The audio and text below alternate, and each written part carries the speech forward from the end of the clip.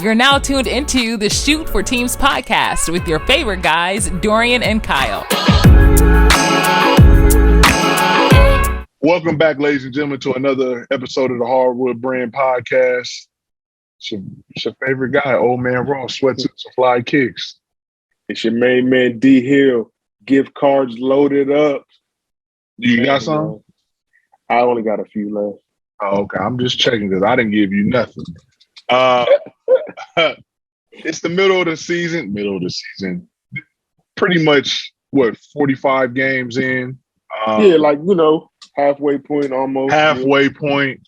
And we just want to touch on awards. Who we picked, who we think is doing what, and people that's just playing bad team-wise and a lot of disappointments. So we'll just give you our predictions and what we think is going to happen throughout the remainder of the season. Yeah, because as y'all know, when we did our predictions episode, we said it was going to be bad. In previous years, Kyle did pretty good. I'm getting better. Boy, I stunk it up as usual. But we'll let him go into detail about why he stunk it up. We'll give him a full segment of why it got bad for him. So we'll start off. Let's start off with most improved player. Okay. I think not Tyler Hero. He could get it as well, but most improved for me would be Darius Garland. Nice. I think what Cleveland is doing, Colin Sexton went out, Ricky Rubio got hurt. Something over there in the water or the shoes they use. Everybody tearing their ACLs, MCLs. Mm-hmm. But Darius has stepped up. And actually, Cleveland is fun to watch. I'm not going to lie to you. Very fun.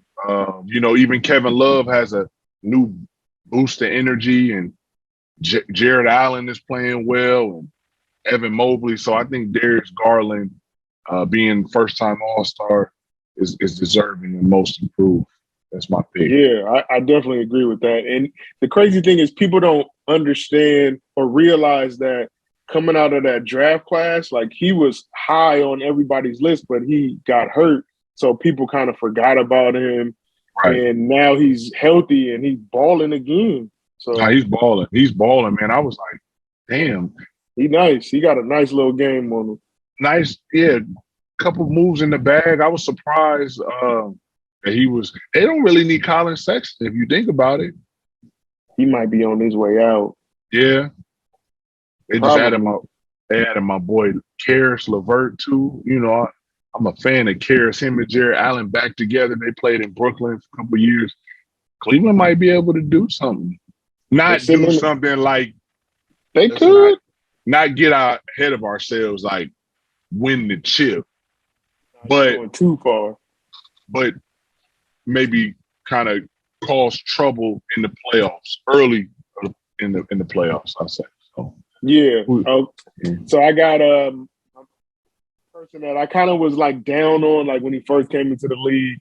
I just thought it was like a little overhyped. But Miles Bridges on the Hornets, I feel like this year he had a lot to prove. That's me and Lispy, man. Y'all was on me about that, but I felt like, this year he had a lot to prove. He didn't sign the extension. He kind of took his game into his own hands this season to prove to everyone that he deserves a big contract. And he's been playing well. Like, I think LaMelo helps him out a lot. Absolutely. But he's improved his shooting from beyond the arc. Like, he's all around the rim all the time. And I think he's just playing with more confidence this season for sure. Nah, I agree with that, man. He's balling. He's balling. They're fun to watch. Win or lose, they're fun to watch. Yeah.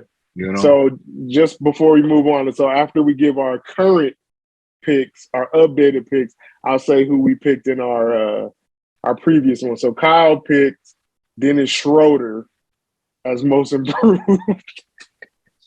And I picked Jaren Jackson Jr. from the Grizzlies. Well, can I just give you a little disclaimer?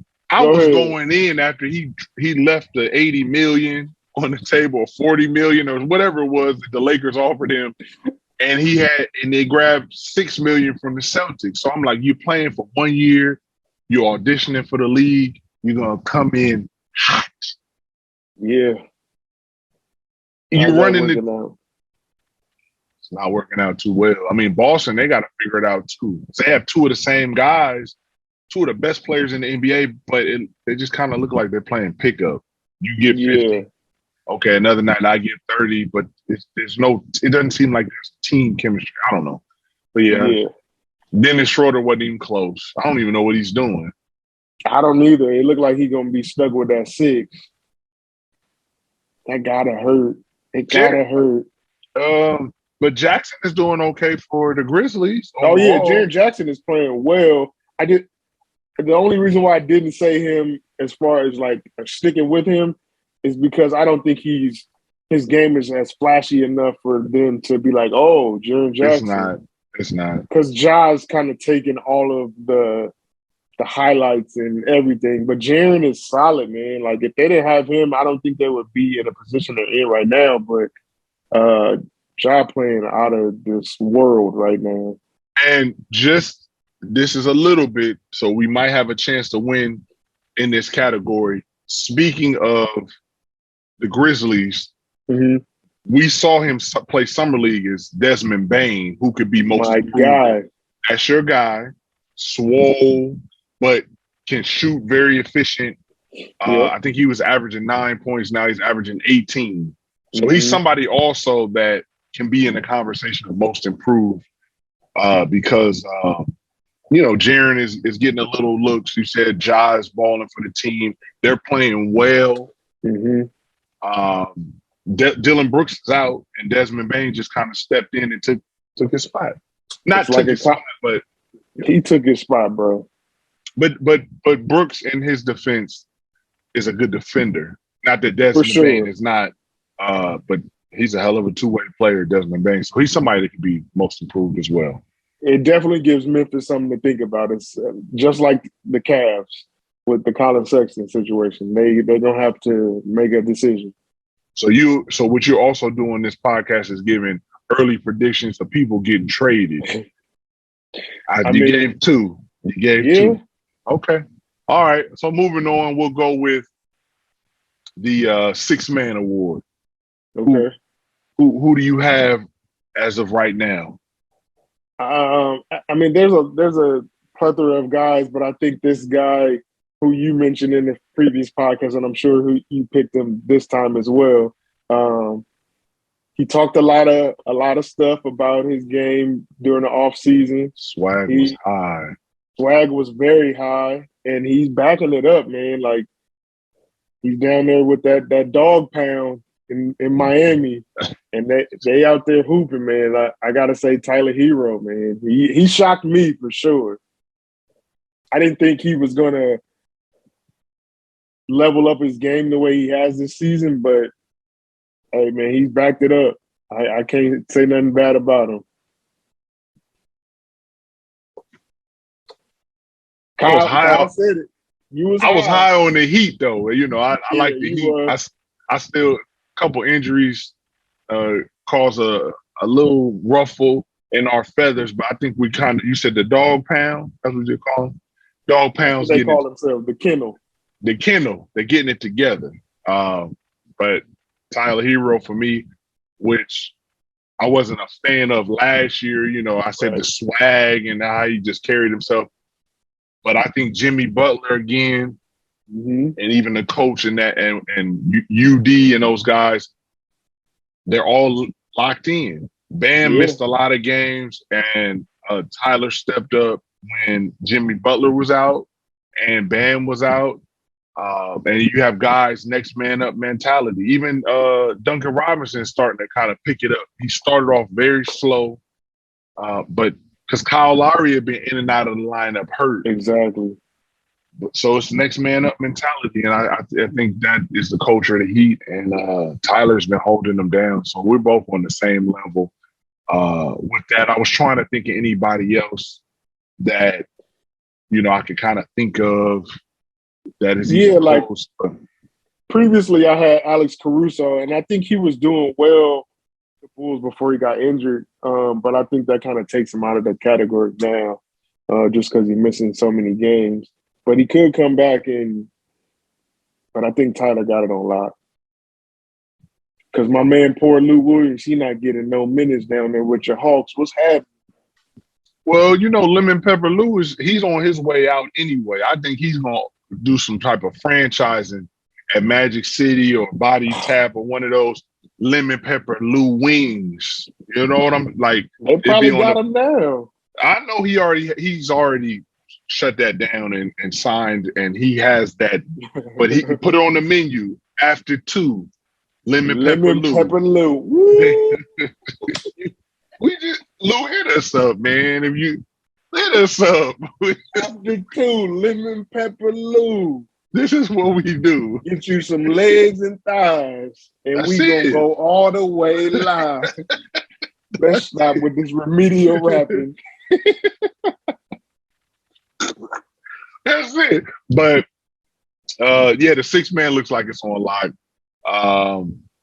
Who would you say would be? Let's do Coach of the Year. Okay. I am going with Billy Donovan in Chicago. I think what he's done out there the first half of this season has been pretty much remarkable. There was a lot of people on both sides of the Bulls, like with their offseason moves, they didn't think that it would work with Jamar and the management. They did a great job of bringing those guys of different skill levels together, and they playing well together. Like DeMar's doing his thing, Zach LaVine's doing his thing. When Lonzo is healthy, he's playing well. When Caruso, and then I don't know how to say the rookie guy's name, but the rookie they got out there, he's doing well. Vucevic, they got a squad, man, and I think what Billy Donovan has brought everything together very, very well. So let me I have 2 people for you. Taylor Jenkins, obviously, is for sure. He has the Grizzlies just locked in. That's a given. Yep. But I want to mention this gentleman because I'm high on him still. Is Monty Williams, who doesn't get enough credit with having I don't think the Phoenix Suns, they get enough credit as a whole for what they're doing. For you not to have a starter in an all-star game, that's very weird. Travesty. Well, we'll talk about that another time. But Monty Williams should get recognized as Coach of the Year because he could have gotten it last year. They gave it last year. They gave it to Tibbs, because the Knicks they were locked and loaded, and they were surprised to make the playoffs, and then it just fizzled out. They just falling apart. So I wanted to mention Monty as a bonus, but I think Taylor Jenkins is well deserved. That nobody saw that the Grizzlies would be playing this well and be this consistent. And like you mentioned, with injuries and people being in and out of the lineup, they still find a way to win with slow-mo Kyle Anderson and a bunch of those young guys that come off the bench. And Ja and the rest of those guys are all locked in. So I think Taylor will probably run away with it. But Billy Donovan is a great one, and also Monty Williams. I mean, in real life, I would want Monty to win because I feel like he got robbed last year, and I always want to see the brothers do well and get their due. Just because in sports and what's going on as far as like the NFL and all that stuff, like a lot of black guys don't get the opportunity to be head coaches and run a successful team. But the NBA is kind of a trendsetter in that aspect. They hired a lot of black head coaches, and they've been very successful. And now, they should be rewarded for their efforts instead of giving them a terrible team and being like, oh, you got one season to turn it around. Like, that never happens. That never happens. And I think Monty, I don't know him personally, but he holds himself in a way that he doesn't want any individual accolades, but his ultimate goal is to win the championship. And for them to go to the finals last year and then be right back in the mix this year. And I'm cheering for him, honestly. I don't know if we picked them as a prediction team to win the chip, but I wouldn't be mad. I would be happy for CP3 and Devin and all those guys, and especially Monty. Just wanted to say. Sure. For sure. Okay, so Rookie of the Year, it's been kind of up and down. A lot of people went in with so many different, because the class was crazy, but injuries go ahead. Wait, I forgot to say who we said before about the Coach of the Year. Oh yeah, Coach of the Year. Talk to us. So Kyle selected Nate McMillan from the Atlanta Hawks, and I'm embarrassed to even say this. No, don't be embarrassed. You got that man fired. And the funny thing is, when he did get fired, I thought of you, man. It's like I was like, oh no, the curse happened again. Again, it's you. I picked Luke Walton for my Coach of the Year. I don't know why I picked Luke Walton. I think I had just seen a couple, one too many Instagram videos or something. I don't know. I drank the Kool-Aid. We don't know why you picked him either. And Lou Walton don't know why you picked him, because you got that man. Now is he still running that restaurant in Manhattan Beach? Here we go. The restaurant is gone. Just like he's gone from the Kings. It's you. I'm sorry, Luke. I tried, man. It backfired. But go ahead, okay. Man. I didn't mean to interrupt you. That's fine. We wanted to know that. Nate McMillan, I'm sorry too, Nate.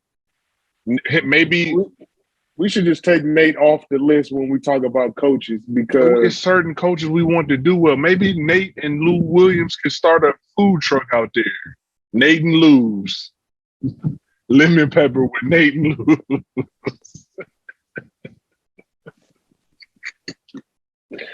Oh, God. So anyway, moving back to Rookie of the Year.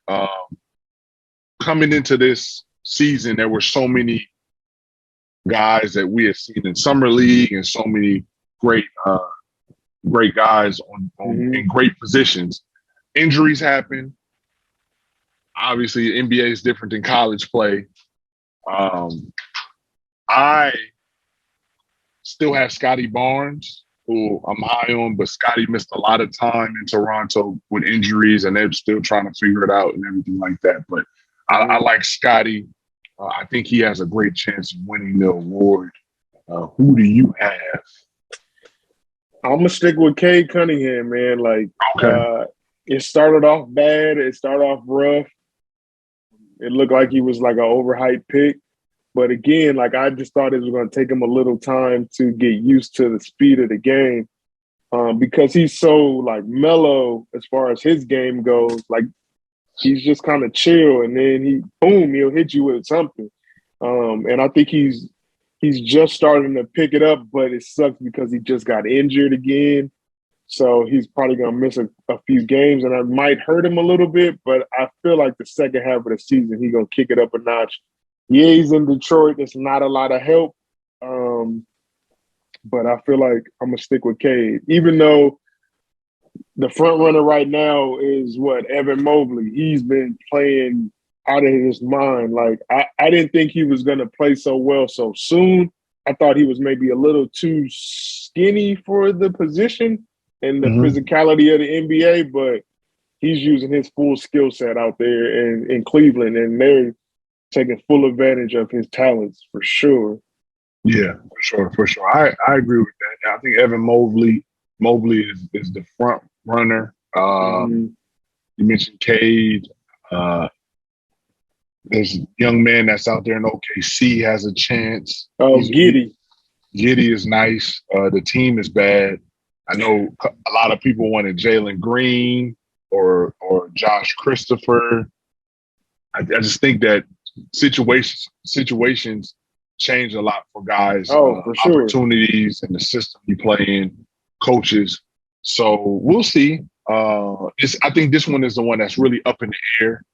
Yeah, anybody can grab that, but I think we're gonna see in the next couple of weeks, the All-Star rookie sophomore game. Mm-hmm. That's going to be exciting because you get to see last year with LaMelo and Sadiq Bey and all those guys balling against the Cade Cunningham and the Giddies and Scotty Barnes. So it should be fun. It should be really fun. I'm looking forward to that for sure. Should be fun. So who did we pick, man? So for rookie of the year, you just said that you had Scotty Barnes and I had Cade Cunningham. So it's pretty much the same. I don't even think we even spoke on Evan Mobley, just because he's in Cleveland. Yeah, he's in Cleveland. I didn't expect them to be doing what they're doing right now, or him to be playing as well as he's playing. So at a consistent level, right? Yeah. Night in and night out, that guy gonna do his thing. And we did see him in the Drew League, and we saw him at UCLA a little bit. We saw the potential. USC, and he has a Chris Bosh type of game. He does. He's got some skill, man. What's the young man that you like from the Kings? You will mention him because he's starting to get some. No. He's starting to get some PT because De'Aaron Fox is out, and Davion put up 26 one night. Came back, they beat Brooklyn. Mm-hmm. I wasn't joking when I said that. I know your Kings are bad, but I don't think he's going to get rookie of the year, but he's going to get more looks. Yeah, and I think what you said earlier was very accurate because, like, when you come in the league, like, the situation that you're put in or you're drafted into is very important. Like, I think Luke was giving him some looks early on in the season, and I think with the coaching change, Alvin Gentry was not playing him as much as he should have. Or playing them in spurts, and where you're not going to learn playing in spurts. Like, you got to give them a longer leash. So now that De'Aaron's been out, and he's getting that leash, you see what he can do. Right. Yeah, I agree with that, man. So we'll see how that one goes. I feel like this one is probably the one that's the most, I don't know, up and down iffiest because there's no clear cut for this award. Right. Defensive player is another one that kind of have two or three guys that'll probably get it every year. Yeah, sadly. It's kind of interchangeable with those three.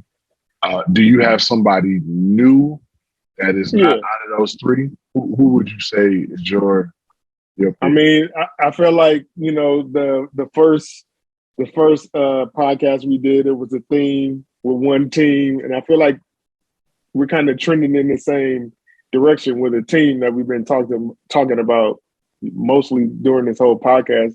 I'm gonna stick with the Cleveland Cavaliers. Jared Allen, man, he's always been up there as far as like defensively, but like you said, in Cleveland, they've been playing fun, and he's their anchor back there, and they're so long as far as in their front court. I forgot what the measurement was, but you got Evan Mobley, you got Lauri Markkanen, and then you got Jared Allen. That's a lot of arms on the basketball court, but Jared is there.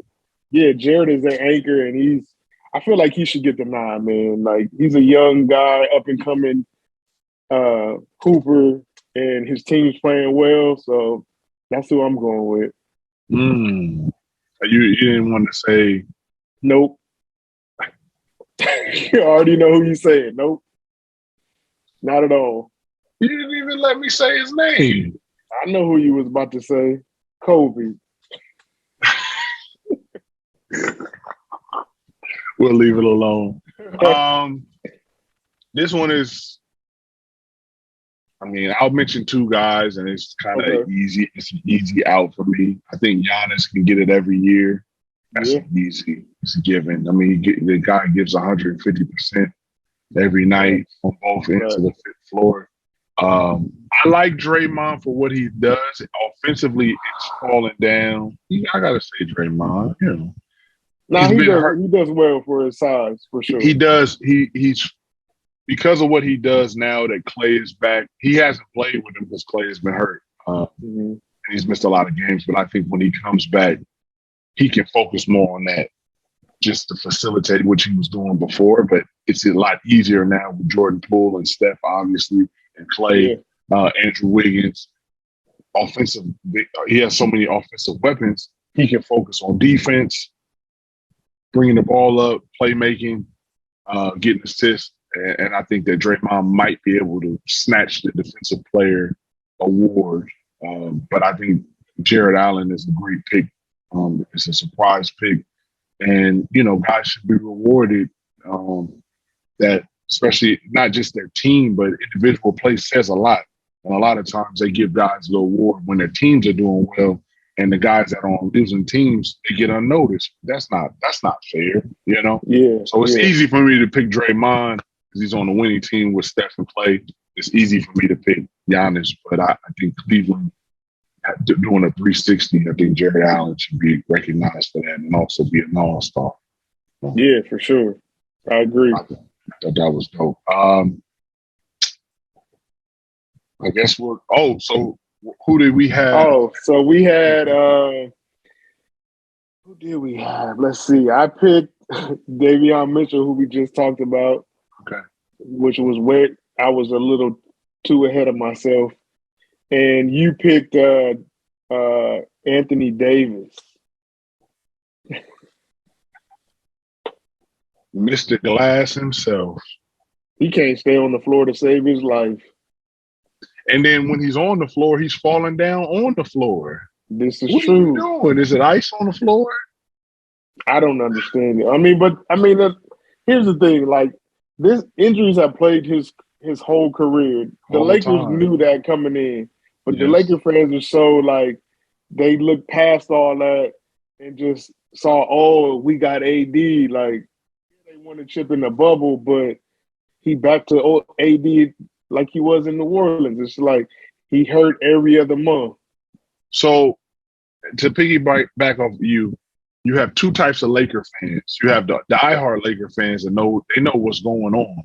Yep. Win or lose, no matter who's in the game, they're going to cheer. Oh, man, you had these Laker fans. Oh, we're going to get everybody. We're going to get Dame next year. We're getting Scottie Pippen. We're getting Dennis Rodman. We're getting all these guys. Then you have the other Laker fans that are wishy-washy, like the Rams fans now. And when you win, they're going to cheer for you. But you have a lot of people that just see names on the jersey. Mm-hmm. So when they say, we got Russell, we got Carmelo, we got Malik Monk now, we got Trevor Ariza, AD, LeBron, we're going to the chip. We got Dwight Howard back. We mentioned this before, chemistry, coaching, everything comes into play. Age. LeBron is not human to me at this point. I realize that he has to be some type of. He's some kind of other life form, because what he's doing in year 19 is crazy. No, it's something crazy. So LeBron, you don't even speak on. No. But AD, like you mentioned, that Lakers knew he was going to be injury prone. But then now his mindset, even when he's in the game, he had 30 and I think 17 or 35. But a lot of times he looks like he's content that he won the chip, and then he plays like he's not even a big man. So there are a lot of questions with AD. I was just telling you why I thought he would have done better, because Russ coming in and exactly he was going to be that anchor down low. Like, man, the Lakers got so much work to do. It's crazy. We don't have time for all that. No, we don't. We'll run out of time. And then lastly is MVP of the league. This one has been kind of up and down. This has been a season to where it's been like the most people have been interchangeable candidates. Yeah, for sure.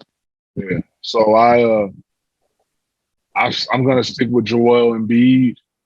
Somebody that I thought was a goofball in his earlier seasons. He's joking. He's not taking it serious. Looked like he lost weight. Looked like he's taking it serious. And then I'm gonna say this: it might not have been him all along. It might have been Ben Simmons. Not to throw Ben under the bus, but now you see he's locked in. Tobias is amazing. Maxey, Danny Green is out there, and Seth and your favorite coach, Doc Rivers. They seem to just be locked in. As a team, I don't know if they're going to win a championship, but Embiid is playing like a elite all-star MVP caliber type guy. If they can get a guard out there, if it's James Harden or Dame or CJ McCollum or somebody, then they'll be in good shape. So I'm gonna stick with Embiid. I'm gonna be right there with you, man. Like for me, like he's playing at the level that I thought he could play at. Mm-hmm. I think in the previous years we've just seen like flashes of it in spurts, but I feel like this year it's been his team only. You know, the focus has been on him, and he stepped up and he's taking on that challenge, and he's balling. Like no big guy in the league has played with so much finesse and skill like that in a long time. Like he reminds me of Akeem Olajuwon, like mixed with Shaq. Yeah, he's nice. And they showed a video of him working on moves, and they showed like he took some moves from Kobe, from Mike. Yeah. So he seems serious now. You know what I mean? Seems very serious. I will. Also, go ahead. Go ahead. No, you go ahead. No, I was just gonna mention somebody else that I would hope that he could at least get some votes and maybe even, steal it because, he's a Cali boy. He's been very valuable to his team, and that's DeMar DeRozan. Like, I feel like people forgot about him when he was in San Antonio, and people kind of thought he was washed. And then he went out to Chicago and kind of rejuvenated his career. He's not doing anything differently than what he was doing in San Antonio. No, he's not. But I just think people are getting to see his value a little more this season because their team is winning and it's working. But he's still that mid-range killer. Yeah, he is. And to piggyback off of what you mentioned about DeMar, because he's amazing. We go back to this and we say this all the time: it's the team you play for, and it's the the setting that you're in. And he's in a big time market now. And Spurs, they're a winning team, but they're boring. Everybody knows that. Yeah. So DeMar hasn't changed his game at all. If you look at the numbers, his assists were up in San Antonio when he played with LaMarcus and DeMonte Murray and all those guys. But now that he's with the Bulls, you see it, him and Zach LaVine, because Zach LaVine is actually taking a back seat to say, hey, DeMar, if you want to be the guy to shoot the game winners, cool. We just want to win. And Billy Donovan, who you mentioned earlier, has done a good job with shifting guys in and out of the lineup. When Caruso is there and he's healthy, he comes in. You know what I mean? And you just have guys, Vucevic, we always talk about, who's top 3 big men in the league. So it works well for that system, and guys know their roles. So I agree with you. I want to mention 2 guys.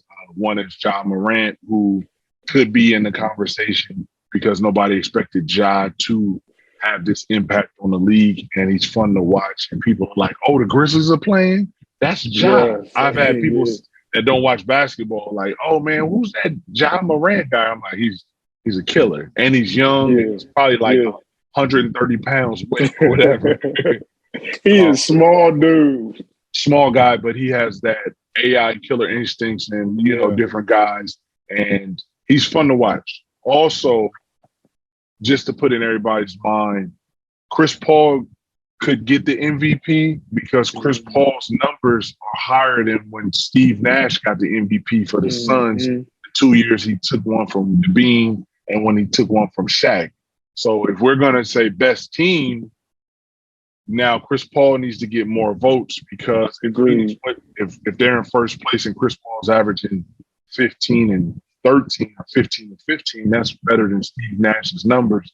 I don't need the analytics guys to go look this up or try to. I'm just giving you an example of what I don't know what the voting system is. So I wanted to mention Chris Paul, who would be dope for him to get one, and he's been playing at a high level, and he's the best leader in the NBA. And it's crazy how he looks like he's gotten better after he got out of the Clippers situation. So I think too, like I think we mentioned it in the last podcast, but I think for him, he went vegan, he said, and it kind of transformed his whole body. And he said he felt like rejuvenated. And you could clearly tell, man, he's You could playing. tell. He doesn't look like he missed a beat. He's Not at looking all. like he's improving. Honestly, he's still being able to do his same like patented moves at the same speed and efficiency that he was doing when he was younger. So Crazy. I definitely think Chris Paul should be in the running. I think the MVP is an award that they should talk about, not just like your stats, but if you take them off of a team, how would that team do? That, to me, is the most valuable player. Like, if you took Joel Embiid off the Sixers right now, would they still be able to win games? If you take DeMar DeRozan off the Bulls, would they still be able to win games? Take Chris Paul out of the Phoenix situation, and they're not in the top 3 in the league at all. So that's just my 2 cents on the MVP award. I feel like a lot of the major awards have become like popularity contests instead of like going off the actual. That's a lot of it. Yeah, that's a lot of it because, and I'll leave you with this: it's unfair that they bash and destroy Russell, but his turnovers and everything, it was the same numbers that he was doing in OKC. And the year he got, when he was averaging triple-double, he got the MVP. Then when he went to Washington and Houston, I'm like, he was doing the same thing. You kind of know what you're getting with Russell, but that's another time. Yeah. But there's so many guys because Giannis could get it. Steph Curry could get it. Yep. KD could come back and start leading the league in scoring again and get it as well. There's so many guys. And my guy, the Joker, he could get it. There's a lot of guys. I mean, I think whoever wins it, it'll probably this year be based off the success of their team in the regular season. Absolutely. Whoever has the best record at the end of the regular season, I think will probably win the MVP because, like you said, there's a bunch of guys this year. Like, we didn't even mention Steph, and Steph was playing out of this world. I know he was in sort of a slump, but he's still – look what he's doing right now. Like, crazy, right? On a Warriors team, not saying that they were going to be a bad team, but outside of him and Clay and Draymond, they don't really have like superstars or stars on their team. They have role guys that have bought into the system and they have gelled well and they play well, man. And Steph's leading the charge, so you can't forget Steph at all. No, you can't. But that we keep preaching that is the team you play for, the system you're in. Yeah, and I think that's the new trend. Like, everybody, like a lot of these teams that we're seeing having success without, like a super team, is that these guys, they're getting guys to buy into the system. They're getting guys to let go of their ego and just play together. And that's happening in Memphis. Memphis is the prime example. Then Chicago and Phoenix as well. Like Devin Booker, he had to humble himself and allow Chris Paul to be the leader of that team. And now look at them, man. They're one of the best teams in the league.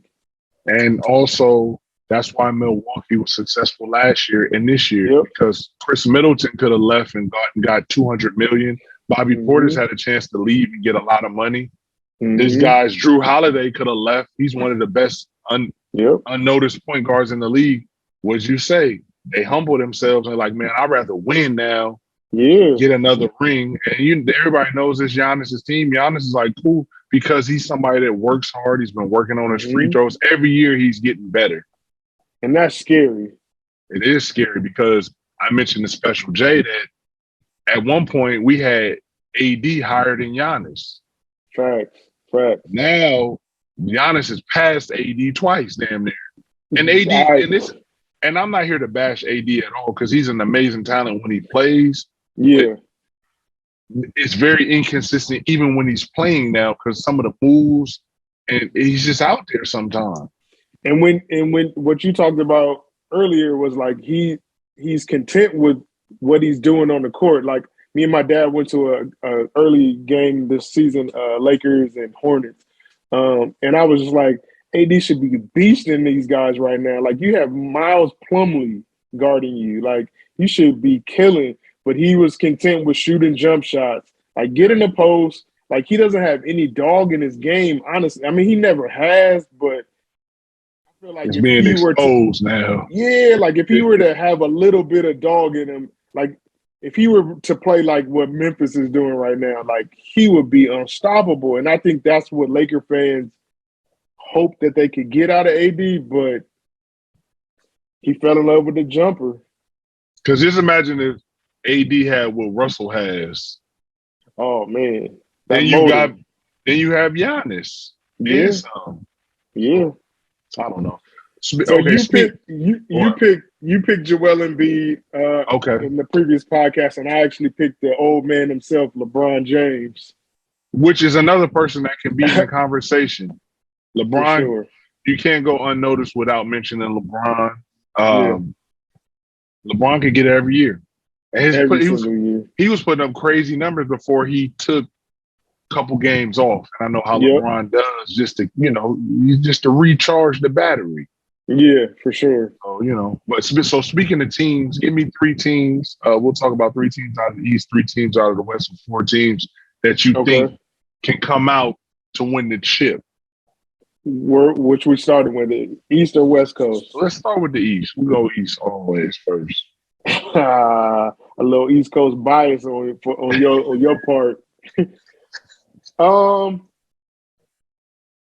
teams that I think possibly represent the East in the finals. I'm gonna go Milwaukee for sure. Mm-hmm. Just because they're the reigning champs, and they still got a great team. Can't really go against Giannis.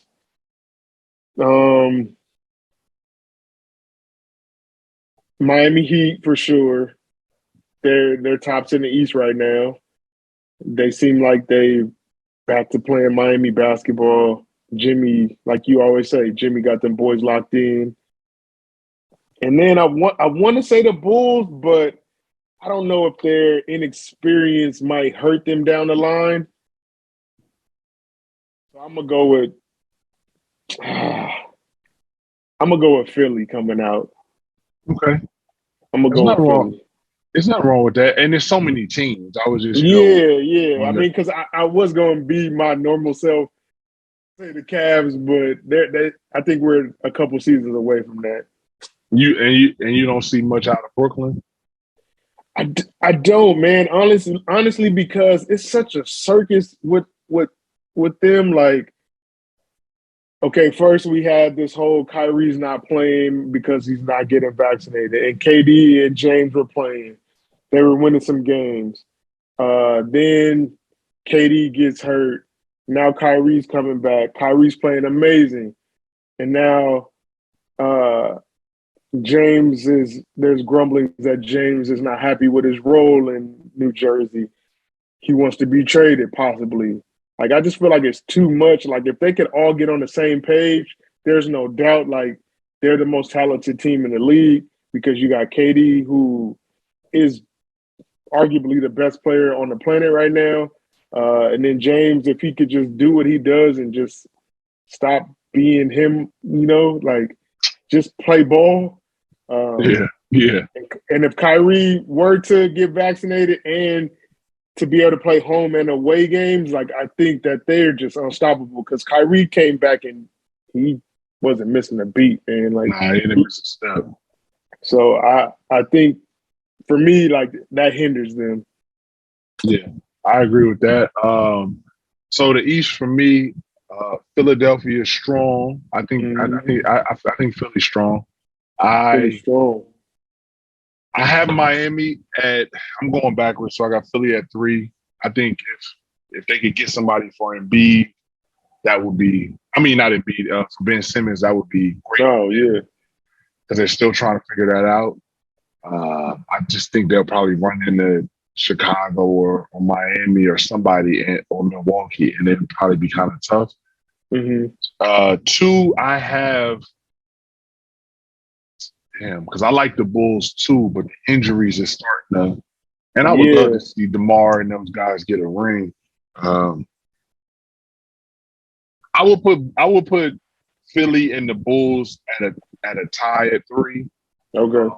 I'm very high on Milwaukee, but I'll pick Miami at 2. I got Miami at 2. I think Kyle Lowry and Jimmy they're trying to kind of get back into the flow of things. Mm-hmm. I love Bam. I think Bam is amazing. I just think that Milwaukee kind of figured it out. And with guys starting to come back now, Giannis hasn't really missed time, but Chris Middleton has, Bobby Portis has, Drew Holiday has, and now they're starting to figure it out. But the good thing about guys missing time is you get opportunity for other guys. Exactly. So DiVincenzo gets to play. You get random guys coming in, getting the experience at the right time. So when the playoffs come, guys are like, man, I know what's going on. And exactly. I think Milwaukee going to the finals, winning the chip last year, the experience is great. Giannis is still hungry like he didn't even win MVP nor the championship.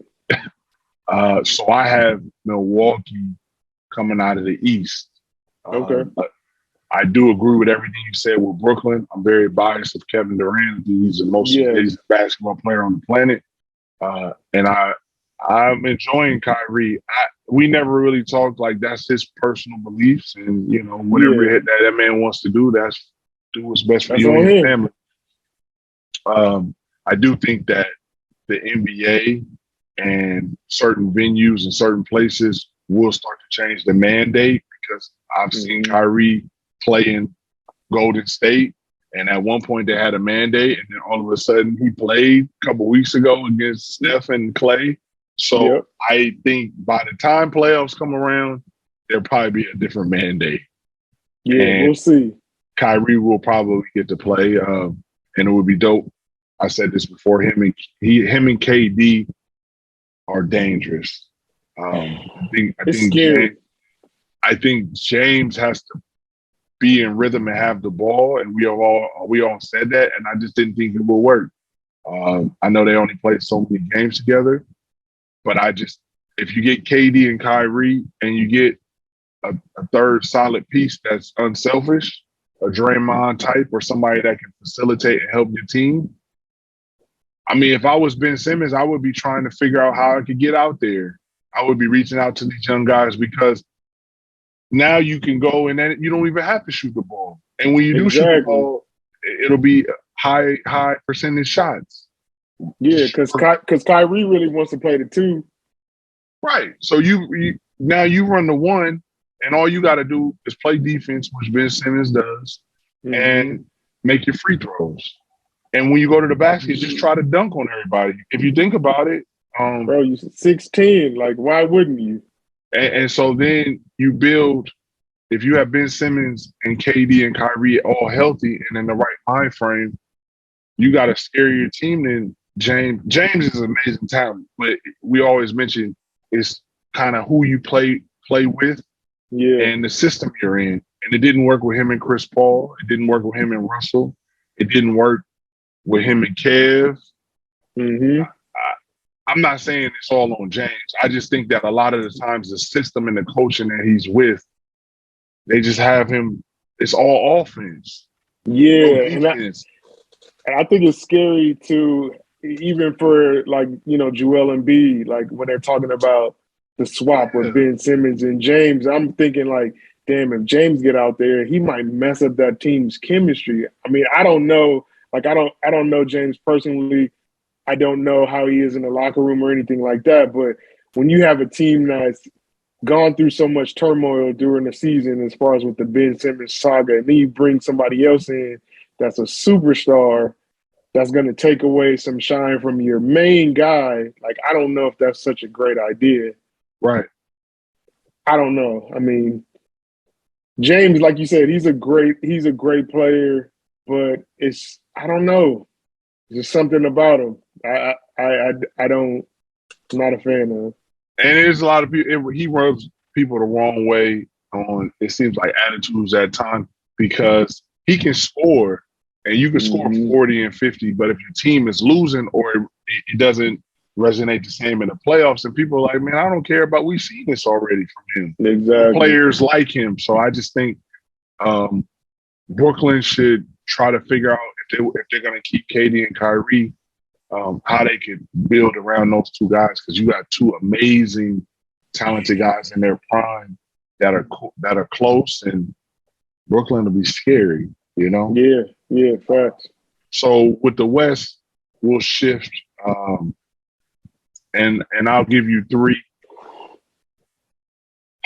You know, everybody thought the Lakers was going to do something, but that didn't work out too well for them.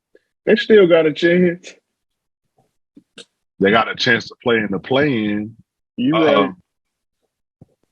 Obviously, Golden State, I'm trying to think really. I would say, and I'm going to be fair, I'm not going to jump on the bandwagon. I would say the Grizzlies. I would pick the Grizzlies 3. Mm-hmm. I think they can really cause some problems in the playoffs for people. Big time. I agree.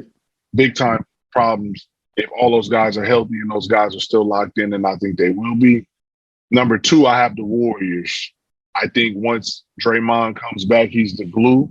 Clay gets to play more time, have more minutes under his belt. And Steph is Steph. There's nothing else to talk about. Nope. Right? And obviously, number 1 would be Phoenix. I think we mentioned throughout the podcast, from coach to Chris Paul, Monty Williams, Devin Booker, whatever it may be, those guys were in the finals last year. They figured it out as well. You add Biyombo, you add JaVale McGee, you add guys that are locked in, that are champions or championship type of guys and know their role, and Miles Bridges. Miles Bridges. Oh, no, Miles Bridges. Yeah, Miles Bridges. You know, you have guys that come off the bench, Cameron Payne. You have the shooter. What's his name? His name is Cameron too, isn't it? You talking about my guy from the Clippers? No, Shamet? No, Shamet's on the team. Now there's a shooter. I forget his name, but he has an afro. Of course, I love Jay Crowder. He's Damn, you got me. His name is Cameron. Something Cameron. He shoots. Cameron Johnson from North Carolina. Cameron Johnson, Jay Crowder. Those guys are locked in and they know their role. Chris Paul is obviously the leader of the team, and Devin Booker is Mr.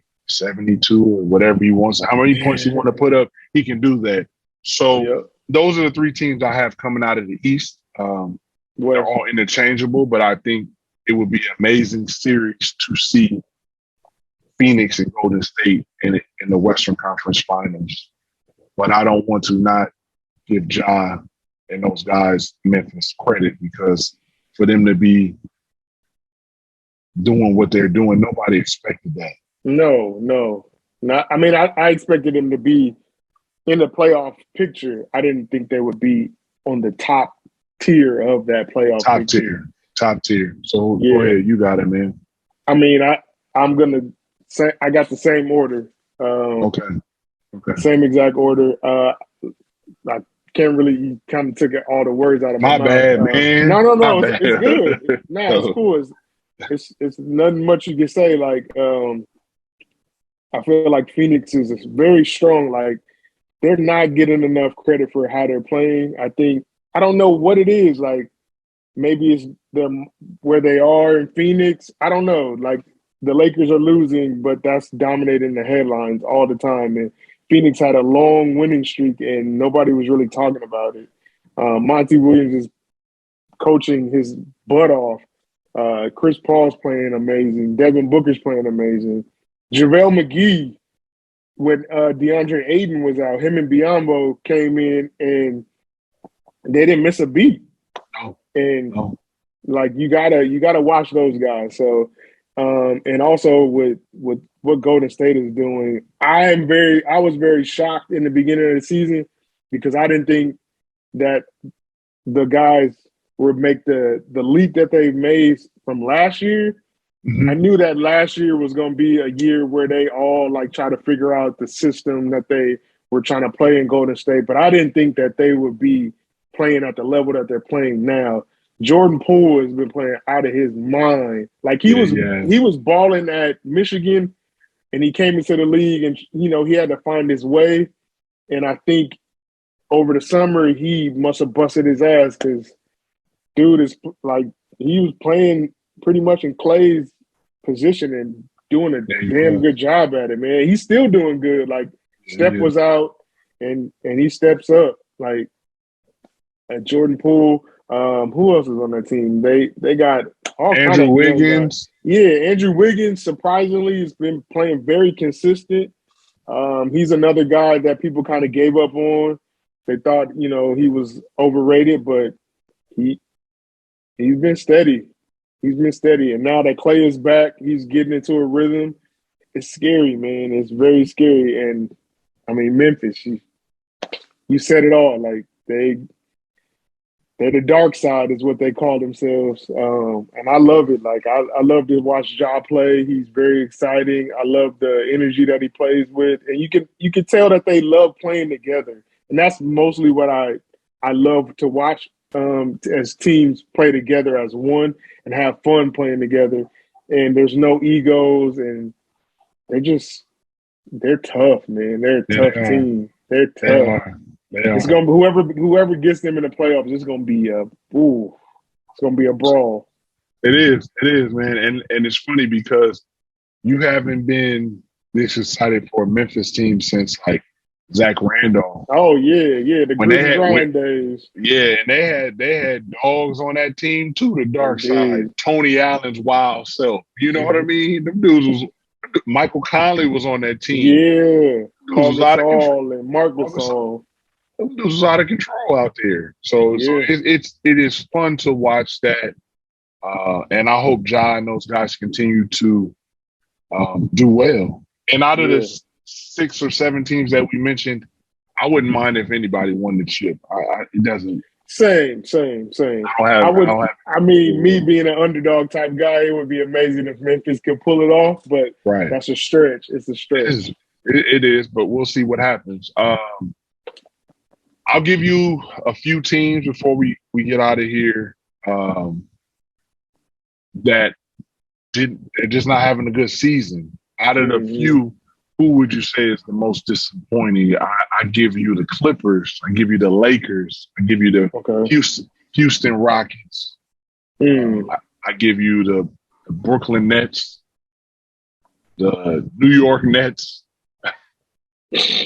and Atlanta Hawks. Out of those, because they all most disappointing. They all made the playoffs last year, except for Houston. But came in high. Who would you say, in your eye or your opinion, is the most disappointing? I mean, I don't want to say them. I try to always go against the grain, but it's hard to overlook what the Lakers haven't done. Like with all of the big names on their team, I think everybody just they were just going to walk into the NBA Finals, but it just hasn't worked out. Like, I don't know if it's Vogel's doesn't have their ear in the locker room. It's Vogel. I don't know if the playing styles are even meshing. But like I always say, it's hard to play with a superstar. Like you look at like the Lakers of the old, like all of the young guys that they had when Kobe was there, like they couldn't get their games off because you got to worry about Kobe and was he going to yell at me? Like, am I playing good enough? Like, it's a lot of pressure when you play in Los Angeles, and I think that has a lot to do with what's going on with Russell. He's from here.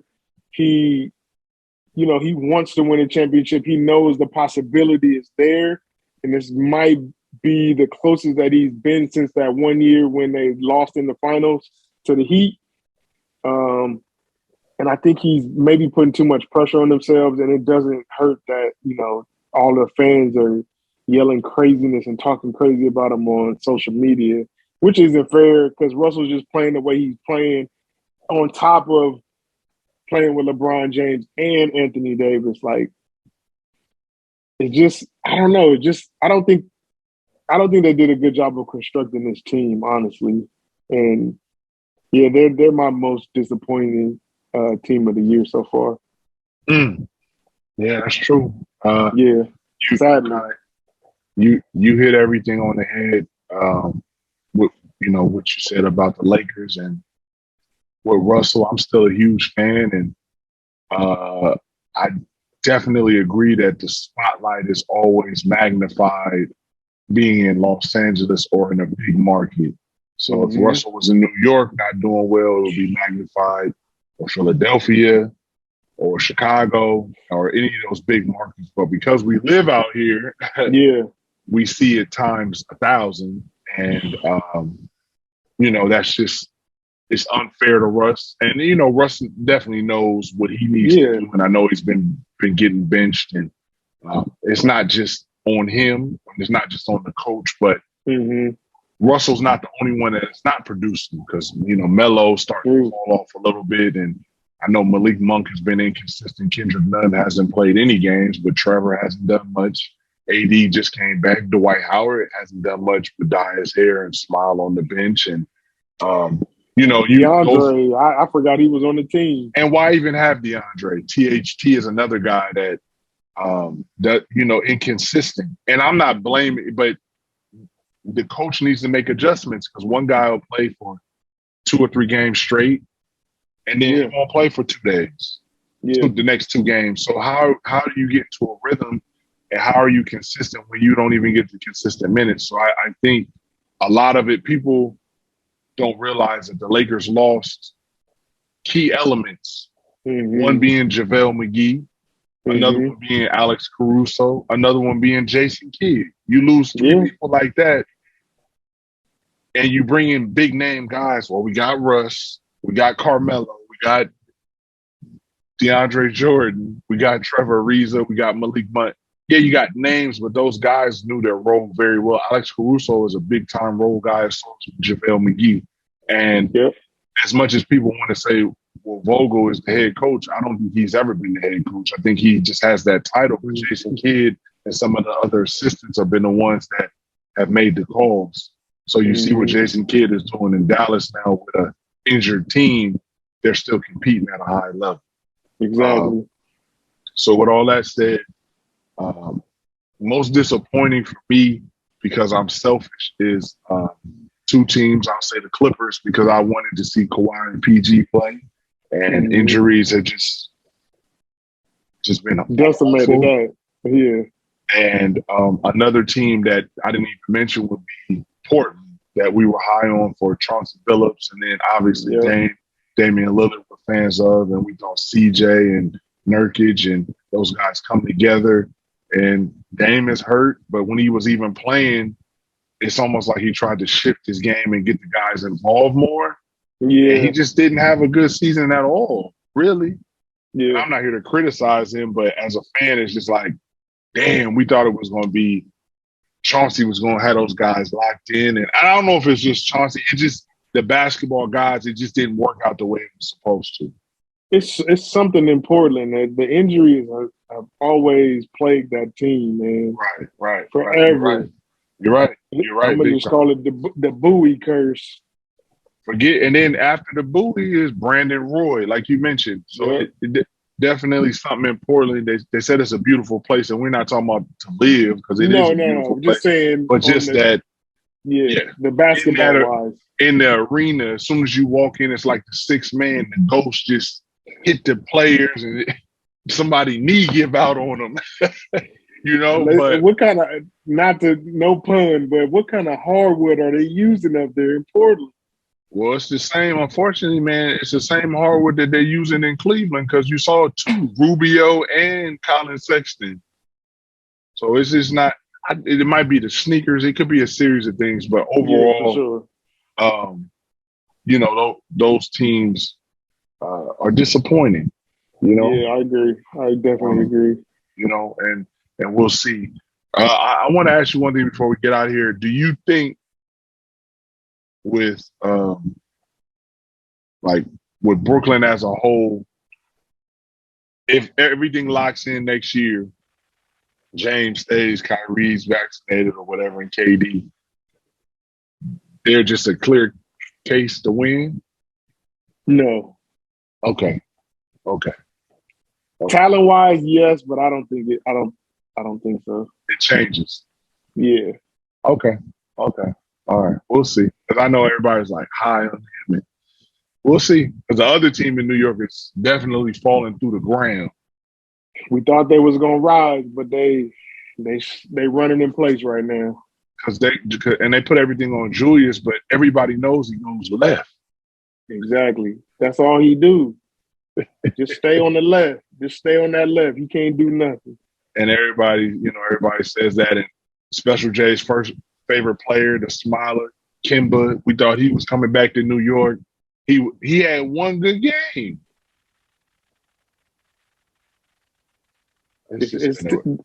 It's hard to play in these big cities, man. Especially LA and New York. The criticism is crazy in both places. It's crazy. That puts a lot of pressure on the players. It is, and then you have players that are amazing talents that are in small markets that don't even get any recognition because one guy that I'm high on is Donovan Mitchell. If Donovan Mitchell played in Chicago or LA or somebody on the right, he's a problem. They would be talking about MVP every year for him. But because he's in Utah, he's an afterthought. Exactly. I'm talking about Mr. Kobe.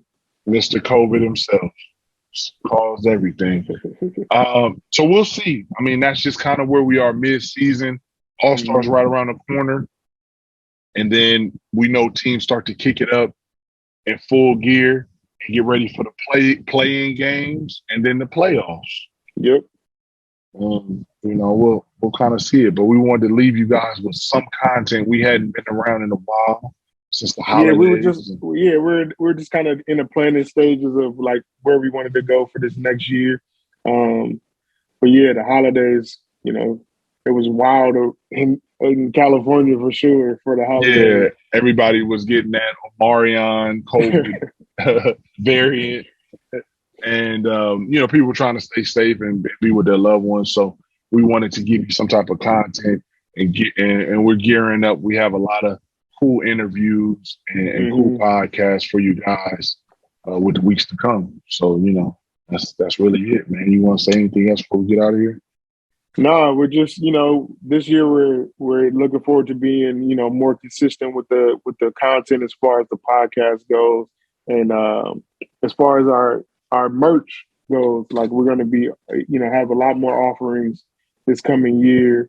And just be on the lookout for it. Like we're going to, try to ramp this thing up. I know we've said that in the past, but this is the year we're going to make that step and try to become a household name in the basketball community for sure. For sure. And speaking of all our apparel and all our gear, we want to shoot. We want to shout out everybody who. We sold out of all our dad hats. Dorian's rocking one now. We have more that we will put in our store, and we thank everybody for buying our holiday tee, our Christmas tee, which was the first year that we did that, and we'll have some special stuff next year for Christmas. But we thank everybody, definitely for support, and we need you guys to continue to listen and subscribe to our podcast, leave comments, good and bad, and hit us up. Anybody you want on the show and any content you want us to cover, let us know. Yeah, please do. That's very important. And let us know if there's something about our podcast that you think we should improve or we should work on. Like we're all ears. Like we're just trying to provide the best content that we can for you guys and present it in a way that you guys enjoy. So absolutely. Please, and like Kyle said, thanks to everyone that supported us with all our drops during this holiday season. We have a drop coming up soon, which will be All-Star Weekend, right? Yep. Big All-Star capsule we got or drop coming out very soon. Yep. It'll be a couple pieces, so just be on the lookout for that. We'll announce it on Instagram soon, and you'll be able to see what it is. But if you've been watching the podcast, you've seen one of the pieces. So if you haven't, go back and check it out. Yeah, go back to all our episodes, listen to them. We're on all the different podcast platforms. We're on YouTube, as Dorian mentioned. You can hit us up on Instagram, Facebook, leave comments. Make sure you subscribe and let all your friends know where we are and who we are. Sure. Yep. And we appreciate you guys. So I'm signing off. Old Man Ross, of course. Sweatsuits and fly kicks. Spread love and not hate. It's your man D Hill, the gift card bandit. Get in the gym, shoot some jumpers, at least about 8. Be out, y'all. Peace. Peace.